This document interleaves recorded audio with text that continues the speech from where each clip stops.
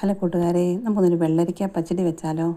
അപ്പോൾ നമ്മളൊരു വെള്ളരിക്ക അവിടെ എടുത്തിട്ടുണ്ട്. അതിൻ്റെ പകുതി ഭാഗം നമ്മൾ പച്ചടി ഉണ്ടാക്കാൻ വേണ്ടി കട്ട് ചെയ്തെടുത്തിട്ടുണ്ട്. നമ്മളതിന് ഓരോ ചെറിയ പീസസ് ആയിട്ടൊന്ന് കട്ട് ചെയ്തെടുക്കുക. ശേഷം നമ്മളത് ഓരോ പീസിൻ്റെ അതിൻ്റെ അകത്ത് അരിയും അതിൻ്റെ തൊലി എല്ലാം കളഞ്ഞ് നല്ലോണം കഴുകിയൊന്ന് വൃത്തിയാക്കി എടുത്തിട്ടുണ്ട്. ഇനി നമ്മൾ ഓരോന്നും എടുത്ത് ചെറുതായിട്ടൊന്ന് അരിഞ്ഞെടുക്കുക.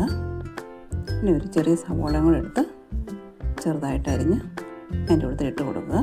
നമ്മുടെ വെള്ളരിക്ക് സവോളയും ഒരു അരക്കപ്പ് വെള്ളവും 2 ടീസ്പൂൺ ഉപ്പും ഇതിലോട്ട് ഒഴിച്ച് നന്നായിട്ടൊന്ന് വേവിക്കാൻ വെക്കുക. ഈ സമയം നമുക്ക് അരപ്പ് അരിച്ചെടുക്കാം. അതിനുവേണ്ടി ഒരു അരക്കപ്പ് തേങ്ങയും 1 ടീസ്പൂൺ വീതം കടുകും ജീരകവും 5-6 കാന്താരിമുളകും കുറച്ച് ഉള്ളിയും കൂടെ ഒരു മിക്സഡ് ജാറിലിട്ട് നന്നായിട്ട് അരച്ചെടുക്കണം. ഒരു 2 ടേബിൾ സ്പൂൺ വെള്ളം കൂടെ ഒഴിച്ച് നന്നായിട്ടൊന്ന് അരച്ചെടുക്കണം.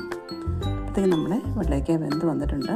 ഇതിലിപ്പോൾ നമ്മൾ തേങ്ങ അരച്ചും കൂടെ ഇട്ട് കൊടുത്ത് ഒന്ന് തിളയ്ക്കാൻ തുടങ്ങുമ്പോഴത്തേക്കും നമ്മുടെ തൈര് ഒന്ന് നന്നായിട്ട് ഇളക്കി തൈരും കൂടെ ഒഴിച്ചു കൊടുത്തിട്ട് സ്റ്റവ് ഓഫ് ചെയ്യുക. ഈ ഒരു പാത്രത്തിൽ കടുകിട്ട് പൊട്ടിയതിന് ശേഷം ഉള്ളിയും വറ്റൽമുളകും കറിവേപ്പിലയും കൂടെ ഇട്ട് നന്നായിട്ട് മൂപ്പിച്ചതിന് ശേഷം നമ്മുടെ വെള്ളരിക്കയുടെ പച്ചടിയുടെ മുകളിലേക്ക് ഒഴിച്ചു കൊടുക്കുക.